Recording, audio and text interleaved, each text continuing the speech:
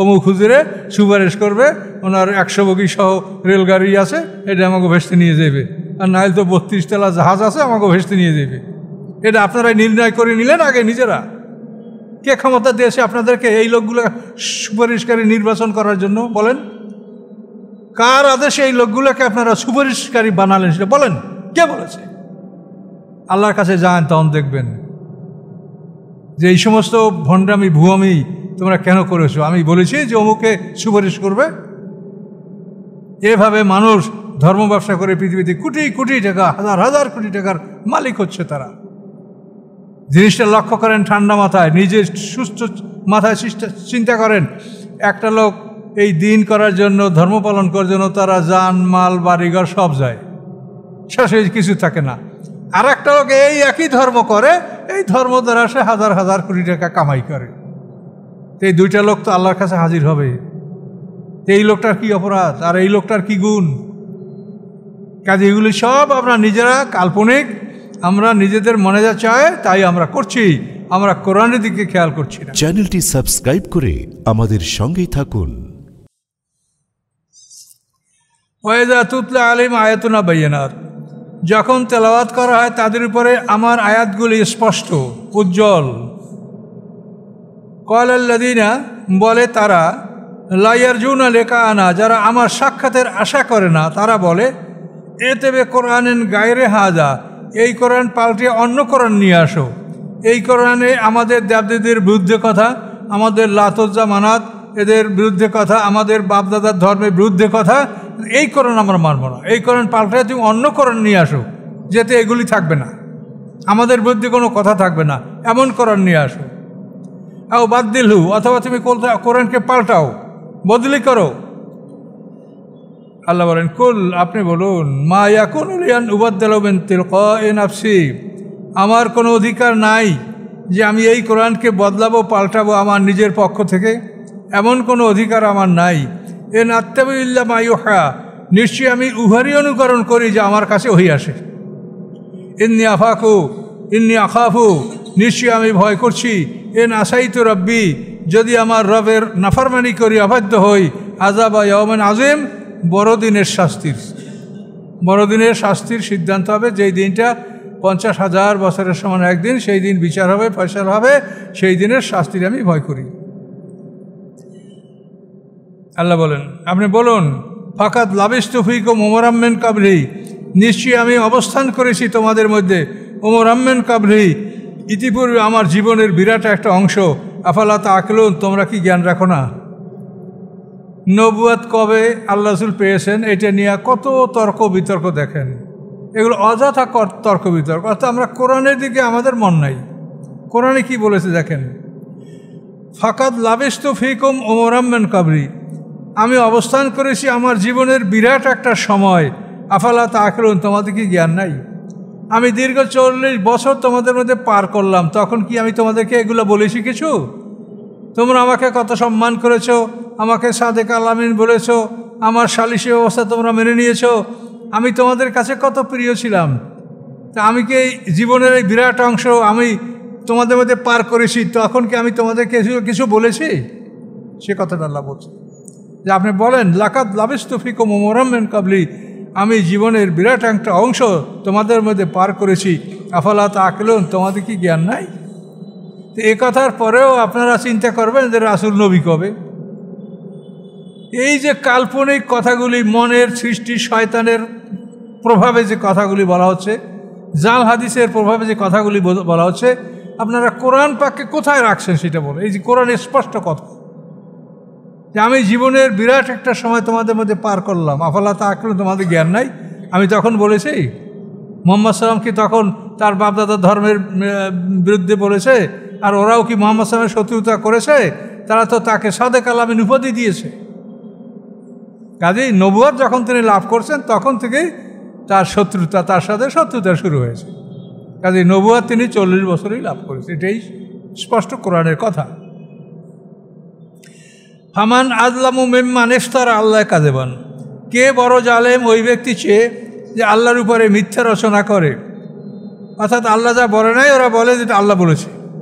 আও কাযযাবা বিআয়াতি, অথবা আল্লাহর আয়াতগুলোকে অস্বীকার করে। ইন্নাহু লা ইফলিহুল মুজরিমুন, নিশ্চয়ই অপরাধীরা কখনোই জয়যুক্ত হবে না। হয় নাই জয়যুক্ত, মুহাম্মদ সাল্লাল্লাহু আলাইহি ওয়াসাল্লাম জয়যুক্ত হয়েছেন। ওয়াবুদুনা মিন দুনিল্লাহি মা লা ইয়াদুররুহুম ওয়া লা ইয়ানফাহুম, তারা ইবাদত করে আল্লাহর পরিবর্তে এমন কিছুর যারা তাদের ক্ষতিও করতে পারে না, উপকারও করতে পারে না। কি পারে? দেবদেবী মূর্তিরা কি মানুষের উপকার ক্ষতি কোনোটা করতে পারে? আল্লাহ বলেন কিছুই করতে পারে না। ওয়াকুলুনা, এবং তারা বলে হাউলাই শুফাউনা ইনদাল্লাহ, এরা আমাদের সুপারিশকারী আল্লাহর কাছে। আল্লাহর কাছে এরা আমাদের সুপারিশ করবে। এই লাত, উজ্জা, মানাত, ওল, হবল, তারপরে উদ্দা, সুয়া, ইয়াগুস, ইয়াউক, নাসরা, তারপরে বাল, এই যত মূর্তিগুলোর নাম আছে কোরআন পাকে, ওরা বলে এরা আমাদের জন্য আল্লাহর কাছে সুপারিশ করবে। কোরবানা না লেহা, আল্লাহর কাছে নিয়ে যাবে, কাছে নিয়ে যাবে। এই দেখেন, এই কথাগুলি কোরআনে থাকার পরেও আমরা দোয়ার জন্য ওসিলা। আল্লাহ তাআলা বলছেন যে তুমি যেখানে থাকো আমি সেখানে আছি, তোমার কাঁধে আমার ফেরেশতা বসা আছে। আপনি যার কাছে দরখাস্ত করবেন সে যদি বলে যে তুমি সরাসরি আমাকে বলো, তারপর যদি আপনি মাধ্যম খোঁজ করেন, তাহলে সেই লোকটা বলবে যে আমাকে অপমান করলা তুমি। আমি বলছি যে আমাকে সরাসরি তুমি বলো। আল্লাহ বলছেন সরাসরি আমাকে বলো, আর আপনি মাধ্যম খোঁজেন। কাজে এই জন্য কোরআন আমাদেরকে আগে পড়তে হবে, কোরআন পড়ার পরে আমাদের হাদিস পড়তে হবে। কিন্তু আমরা আগে পড়ি হাদিস, পরে পড়ি কোরআন, যার জন্য লাগে টক্কর। কাজে এই টক্কর লাগাইয়া কোনো লাভ নাই, অযথাই সময় নষ্ট, জাতির সময় নষ্ট আমরা করছি। মানুষেরা একটা ভালো কথা শুনবে, মানুষেরা আরও গুরুত্বপূর্ণ কথা শুনবে, সেগুলি না করে আমরা এই অযথা আমরা সময়গুলি নষ্ট করছি, মানুষের মূল্যবান সময়। পৃথিবীতে সবচাইতে মূল্যবান বস্তু হলো সময়। আজরাইল যখন হাজির হবে তখন ওই বিল গেট, এলিন মাস্ক, এদের যে পৃথিবীর সব সম্পদ আছে, হ্যাঁ, মুকেশ আম্বানি, তারা সব সম্পদ দিয়া আল্লাহর কাছ থেকে 1 সেকেন্ড সময় নিতে পারবে যে আমার মৃত্যুটা 1 সেকেন্ড হটাই দেন। তাহলে এই যে সময় কত মূল্যবান, এই সময়গুলি আমরা অযথা নষ্ট করছি। কোরআনে একটা জিনিস আছে, সেটাকে উপেক্ষা করে আজে বাজে কথা দিয়ে আমরা সময় নষ্ট করছি। এজন্য আল্লাহর কাছে আমাদের হিসাব দিতে হবে।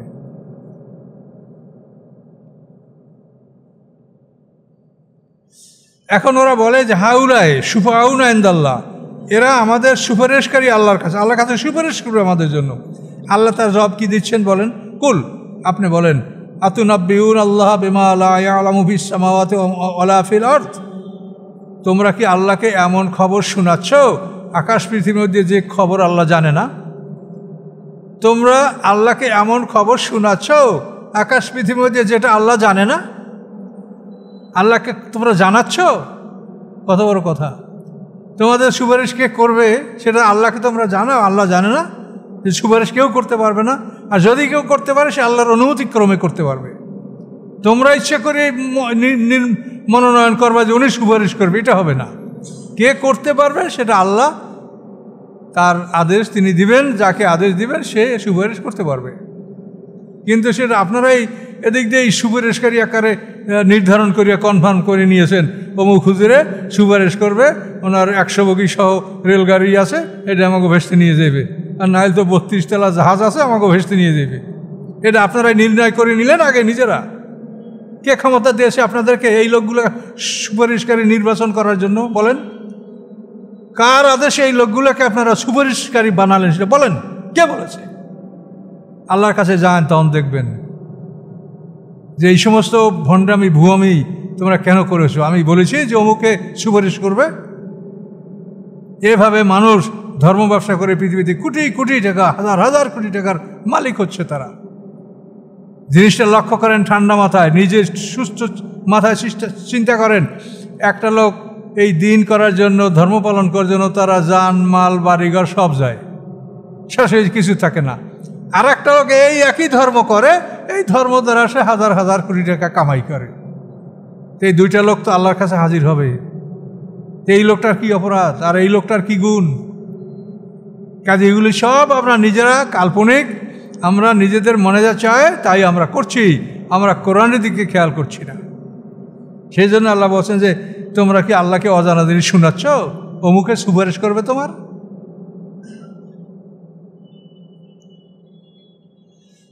সুবহানাহু পবিত্র আল্লাহ ওয়া তাআলা এবং অতি ঊর্ধ্বে আম্মা ইউশরিকুন ওই সব কিছু থেকে যা আল্লাহর সাথে শরীক করা হয়। ওমা কানান নাসু ইল্লা উম্মাতান ওয়াহিদা, ছিল না মানুষ এক দল ছাড়া অন্য কিছু, সমস্ত মানুষ একই দলভুক্ত, এক মা এক বাবা, এক আদম এক হাওয়া, সব মানুষ এক দলভুক্ত। তাদের ভাষা ছিল সুরিয়ানি ভাষা। আল্লাহ বলেন ছিল না মানুষ এক দল ব্যতীত অন্য কিছু, ফাক্তালাহু অথবা তারা মতভেদ করল।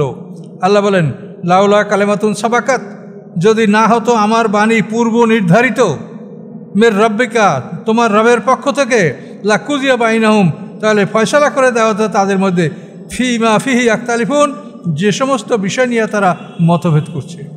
তা আল্লাহ বলেন পূর্ব নির্ধারিত বাণী, আমার আদেশ পূর্ব নির্ধারিত যে এই জাতিটা অমুক সময় ধ্বংস হবে, এই জাতিটা অমুক সময় পর্যন্ত বেঁচে থাকবে, এগুলি আমি আগে থেকে লিখে রেখেছি। এটা যদি না হতো তাহলে আমি এটার ফয়সালা এক্ষুনি করে দিতাম। কাজে আমি যেহেতু এগুলি সব পূর্ব নির্ধারিত ঠিকঠাক করে রেখেছি, কোন জাতি কতক্ষণ পর্যন্ত সময় পাবে, কোন জাতি কতক্ষণ পর্যন্ত অবকাশ পাবে, এটা আমি ঠিক করে রেখেছি।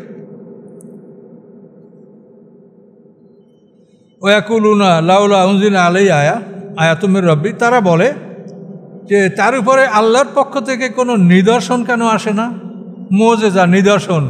যেমন সালেহ আলাইহিস সালামকে তারা আল্লাহ তাআলা উট পাঠাই দিয়েছেন, বিশাল উট, এক পাথর থেকে আর এক পাথর 80 গজের দূরত্ব, একটা উঠে দুধ হইতো, সমস্ত জাতি দুধ পান করতে পারত, সমস্ত জাতির জন্য পর্যাপ্ত দুধ ছিল। এই উট আল্লাহ পাঠিয়ে পাথর থেকে, পাথরে পিটান মারছে সালেহ আলাইহিস সালাম, পাথর ফাইটাও গাভীন উট বের হয়ে গেছে। এই ধরনের বলে যে আল্লাহর পক্ষ থেকে তার কাছে কোনো মুজিজা কেন আসে না।